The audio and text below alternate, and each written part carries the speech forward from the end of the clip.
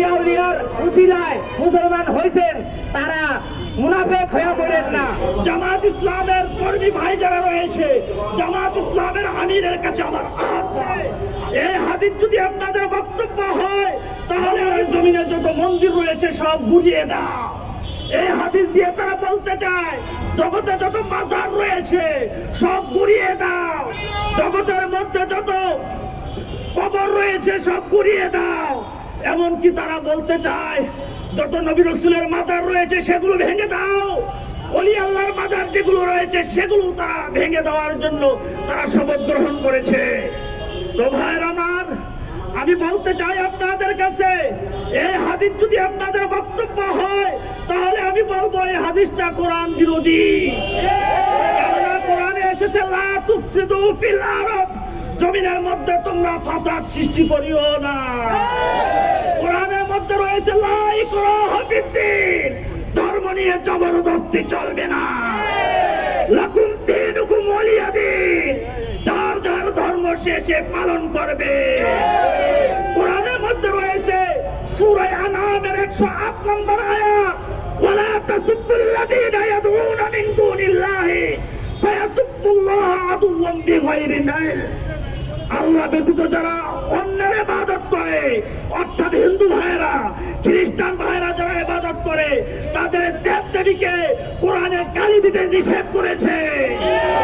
কোরআনে যদি হিন্দু ভাইদের দেব-দেবী, খ্রিস্টান ভাইদের দেব-দেবী, বৌদ্ধ ভাইদের দেব-দেবীকে গালি দেওয়া নিষেধ করে থাকে তাহলে তো জামাত ইসলামের কর্মী ভাই যারা রয়েছে, জামাত ইসলামের আমিরের কাছে আমার আহ্বান, এজন্য ভাইরা আমার সর্বশেষ বক্তব্য, আজকে যে সমস্ত দরবার থেকে পীর মাশায়েখ এসেছে সকলকে আমি সাধুবাদ জানাই।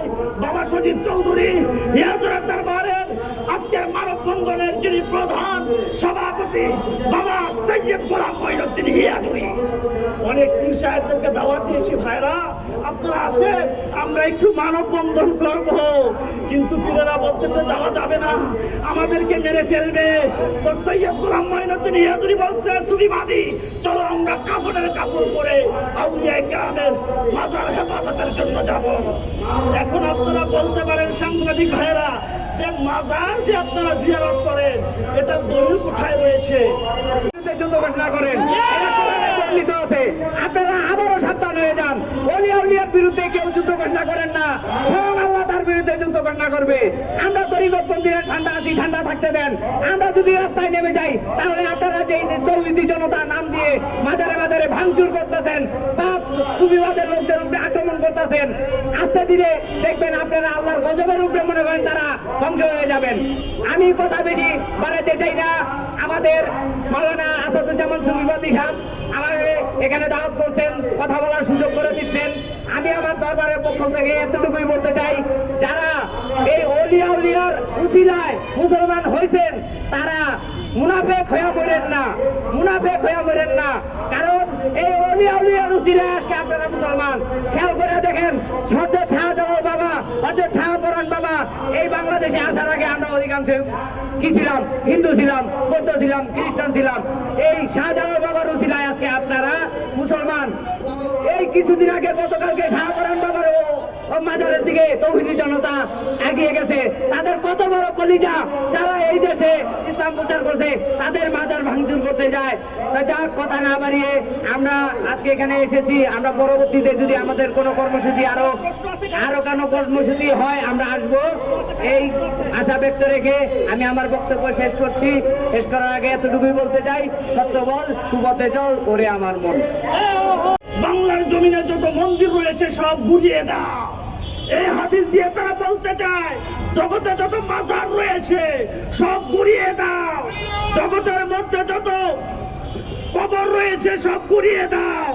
এমনকি তারা বলতে চায় যত নবী রাসূলের মাজার রয়েছে সেগুলো ভেঙে দাও, ওলি আল্লাহর মাজার যেগুলো রয়েছে সেগুলো তারা ভেঙে দেওয়ার জন্য তারা শপথ গ্রহণ করেছে। তো ভাইরা আমার, আমি বলতে চাই আপনাদের কাছে এই হাদিস যদি আপনাদের বক্তব্য হয় তাহলে আমি বলবো এই হাদিসটা কোরআন বিরোধী। কেননা কোরআনে এসেছে লা তুফসিদু ফিল আরদ, জমিনের মধ্যে তোমরা ফাসাদ সৃষ্টি করিও না। কোরআনের মধ্যে রয়েছে লা ইকরাহ ফিদ্দীন, ধর্ম নিয়ে জবরদস্তি চলবে না। লাকুম দীনুকুম ওয়ালিয়া দীন, যার যার ধর্ম সে পালন করবে।